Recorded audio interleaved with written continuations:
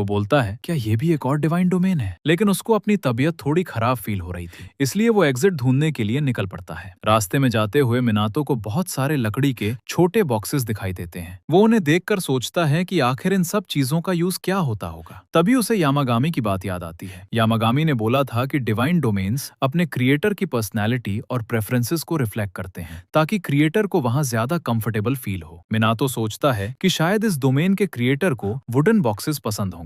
फिर वो लोग एक गुफा देखते हैं और उस गुफा के अंदर चले जाते हैं, लेकिन उस जगह की हवा बहुत ही ज्यादा गंदी थी। अंदर जाकर वो देखते हैं कि एक पर्सन सोया हुआ है। मिनातो उसे देखकर सोचता है कि शायद यही इस जगह का क्रिएटर होगा। तभी उस क्रिएटर की आंख खुल जाती है और वो जोर से चिल्लाकर बोलती है, यहाँ की हवा इतनी गंदी क्यों है? वो बोलती है कि यूज इस जगह की एयर ठीक करनी है, लेकिन उसमें बहुत ज्यादा मेहनत लगती है। इसी वजह से वो बस सोना चाहती है और कुछ नहीं करना चाहती। फिर उसकी नजर मिनातो पर पड़ती है। मिनातो पूछता है, क्या आपने ही ये जगह बनाई है? वो बोलती है, हाँ। फिर वो पूछती है कि वो कौन है। हो को देखकर वो और भी सरप्राइज हो जाती है और बोलती है, क्या ये हो है? फिर वो नोटिस करती है कि मिनातो बहुत ज्यादा डिवाइन प्रोटेक्शन कैरी कर रहा है। वो उससे पूछती है, तुम हो कौन? और फिर वो बोलती है, मैंने तो तुम्हें समन नहीं किया। इधर मिनातो बोलने लगता है कि बाहर बहुत सारे डिवाइन डोमेन्स अपीयर हो रहे हैं, लेकिन वो गॉड बोलती है, मैंने ऐसा कुछ नहीं किया। फिर अचानक उसको समझ में आता है कि उसकी पावर्स बहुत कमजोर हो चुकी हैं। मिनातो बोलता है कि जो श्राइन उसने बाहर देखा था वो भी ऑलमोस्ट डिस्ट्रॉय हो चुका है। ये सुनकर वो गॉड देखने लगती है और बोलती है, हाँ तुम सही कह रहे हो। फिर वो पूछती है कि कितने साल बीत चुके हैं, लेकिन अगले ही मोमेंट वो बोलती है, छोड़ो भी। उसके बाद मिनातो पूछता है कि क्या वो फूजिन से कनेक्टेड है? वो बोलती है, हाँ। तभी गॉड नोटिस करती है कि मिनाटो के पास फूजिन की पावर्स भी हैं। वो बोलती है कि उसे यकीन करने में प्रॉब्लम हो रही है कि फूजिन अपनी पावर किसी ह्यूमन को भी दे सकता है। फिर वो मिनाटो से एक छोटी सी रिक्वेस्ट करती है। वो बोलती है, क्या तुम फूजिन की पावर्स यूज करके इस जगह की हवा ठीक कर सकते हो? फिर वो बोलती है कि लास्ट टाइम यहाँ प्रॉपर वेंटिलेशन बहुत साल पहले हुआ था। मिनाटो बोलता है, हाँ मैं आपकी हेल्प कर दूंगा। बदले में मिनातो बोलता है कि उसे सिर्फ घर वापस जाना है। वो गॉड बोलती है, ठीक है। फिर वो एक और डायमेंशन ओपन करती है और बोलती है कि जितने भी वुडन बॉक्सेस दिख रहे हैं उन सबको उस जगह पर थ्रो कर दो।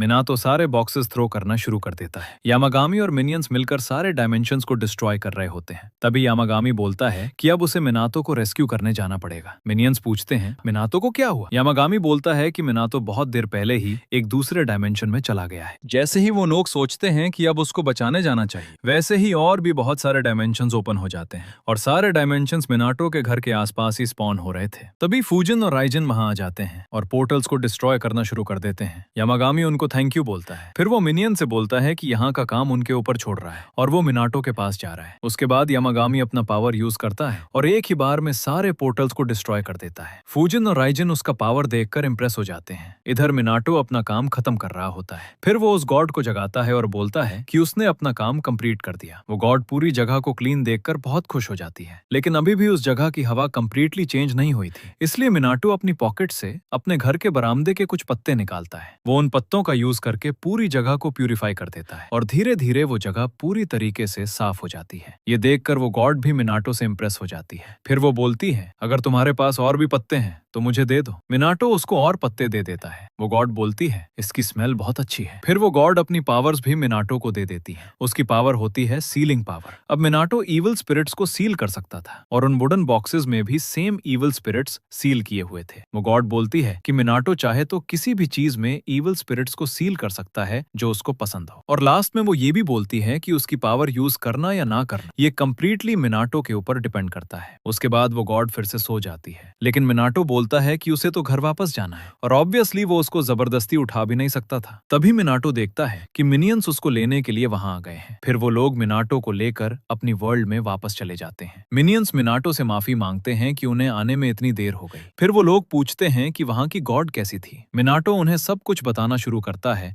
जो भी उसके साथ हुआ था। ये सब सुनने के बाद मिनियंस बोलते हैं कि उस गॉड का नाम अमातेरासु है। ये सुनते ही मिनाटो सडनली रियलाइज करता है कि वो गॉड बहुत ज्यादा फेमस है और वो बिल्कुल भी वैसे नहीं थी जैसा मिनाटो ने सोचा था। फिर मिनाटो पूछता है कि मिनियंस ने उसको कैसे ढूंढा। मिनियंस बोलते हैं कि शाइन में एंटर होने से पहले वो जोर जोर से चिल्लाया था और उसी आवाज से उनको आइडिया हुआ कि मिनाटो वहीं आसपास होगा। फिर मिनियंस बोलते हैं कि विंड स्पिरिट्स ने भी उनकी बहुत हेल्प की। उन्हीं स्पिरिट्स ने मिनियंस को गाइड करके वहां तक पहुंचाया। उसके बाद मिनियंस मिनाटो से पूछते हैं कि क्या उसने कोई स्ट्रेंज वॉइसेस सुनी थी। तब मिनाटो को याद आता है कि उसको वार्निंग मिली थी। फिर वो लोग बोलते हैं कि अभी मिनाटो उनकी वॉइसेस प्रॉपर्ली नहीं सुन सकता और ना ही उनको देख सकता है, लेकिन अगर वो ध्यान लगाकर सुनने की कोशिश करेगा तो शायद सुन पाएगा। फिर मिनाटो ट्राई करना शुरू करता है और इस बार उसे उनकी आवाज सच में सुनाई देने लगती है। मिनाटो उनको भी थैंक यू बोलता है। फिर हमें हरीमा दिखाया जाता है। वो किसी से बात कर रहा होता है। वो लोग हरीमा से बोलते हैं, तुम बहुत देर से आए हो। ऑनमियोजी लोग ऑलरेडी हर एक एरिया को प्यूरिफाई कर चुके हैं। फिर वो लोग बोलते हैं कि ऑनमियोजी इविल स्पिरिट्स को एक्सरसाइज नहीं कर सकते। वो लोग सिर्फ कुछ स्पेसिफिक काम ही कर सकते हैं। उनमें से एक बंदा बोलता है, कोई बात नहीं, हम लोग अभी बिजी हैं, बाद में मिलते हैं। हरीमा का जो पार्टनर था वो बोलता है कि ये एक ग्रुप है जो एक्सोसिज्म करता है और उनका लीडर भी काफी पावरफुल है। फिर वो बोलता है, आई होप कि फ्यूचर में वो लोग हमें कोई